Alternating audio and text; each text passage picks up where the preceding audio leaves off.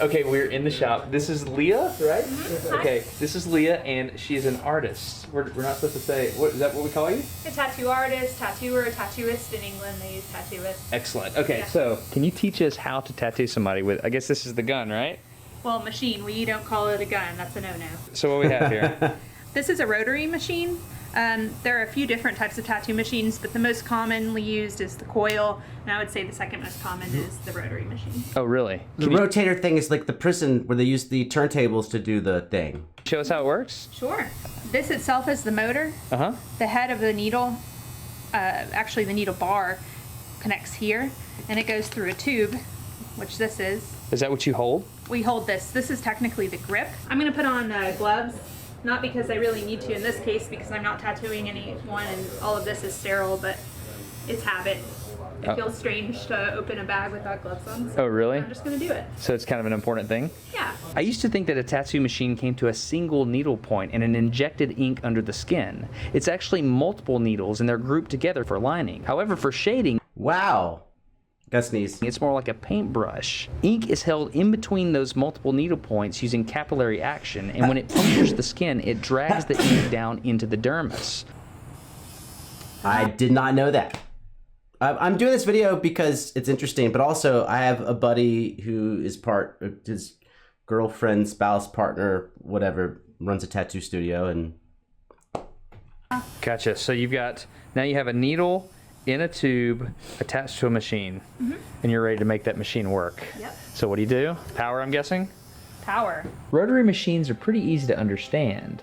Here this motor has rotational motion, and it's translated to linear motion here at the needle bar. That's pretty simple, right?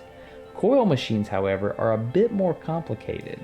When Leah steps on this foot pedal, that direct current is applied to the two coils.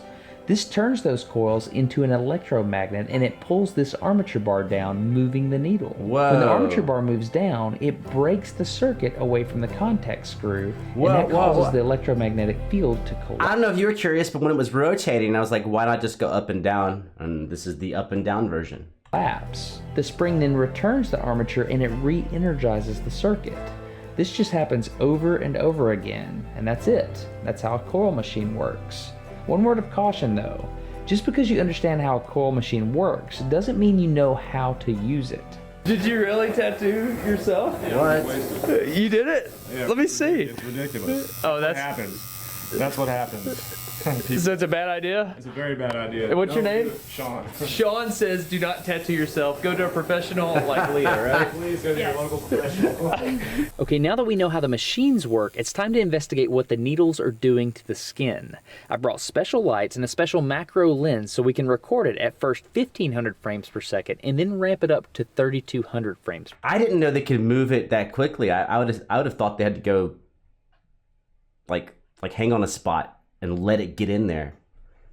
Turns out I would have no idea what I'm talking about. Per second. Oh, sorry, back up. He's describing the FPS, frames per second. 1500 frames per second and then ramp it up to 3200 frames per second. This is why tattoos hurt.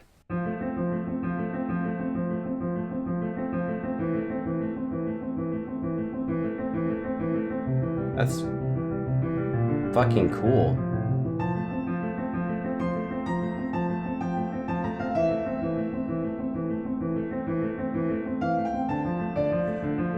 I thought it was gonna be violent.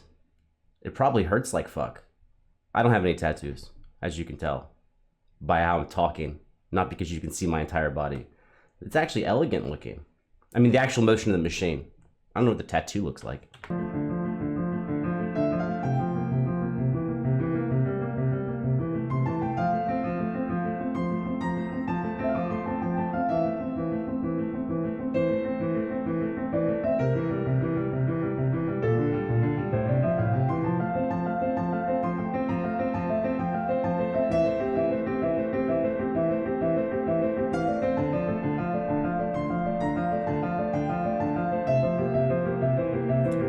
Dude, that's fucking crazy. Because I assumed it was like a single point, I would just assume like an artist kind of learns the machine and then they go back to just being an artist with the machine. But like having that many things coming down. It's like, how do they make... I already have a newfound appreciation for tattoo artist. Making fine designs with the big, wide plunger of shit. It's very technical.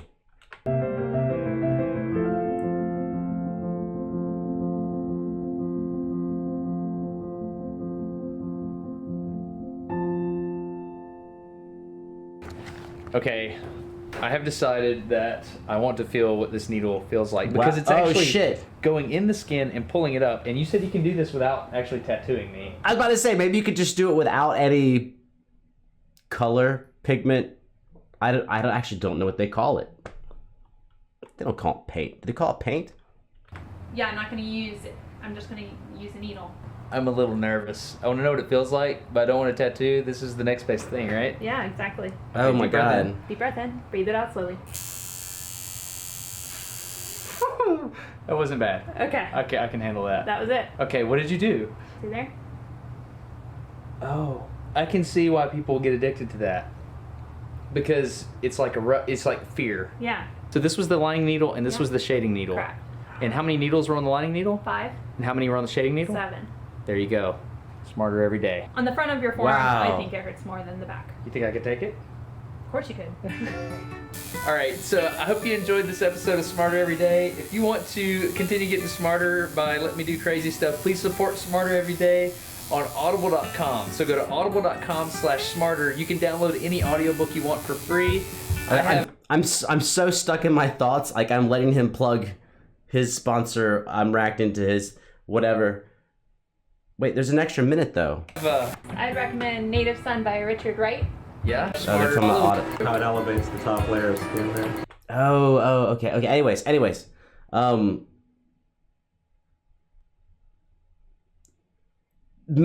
don't know. Maybe you'll care. Maybe you won't. I don't know. I care like extra. Usually, just at the end of a video, I'm just like, blah blah blah blah blah blah blah. But my friend's partner, they've been together forever. Partner, spouse, whatever you want to call it, is an extremely successful and talented tattoo artist. I would say who it is, but I didn't actually ask them if that was cool, so I'm not going to do that. But extremely successful, very good. And even though I appreciated what they did, because I don't really do visual art at all, it's just kind of like realizing that there's always more. There's always more to something than what you think there is. And I'm like, oh, well, if you can draw and you can paint, well, then you can do tattoos. And I'm sure that's a great skill to have, but it's like, this is a different thing than that. That's wild, man. Whatever. My boring thing. It's boring to me because I've been saying it for years. You don't know I've been saying it for years. Is when it comes to guitar, or playing an instrument in general, and someone's like, play jazz or play rock or play classical, play bluegrass, play reggae. It's like, well, you can play the instrument, so you can play all those things. It's like, no, they're all different. They're all very, very different ways of using the same type of skill set to pull something off. And so, like, I assume pencil is different than pen, is different than paint, is different than being a tattoo artist.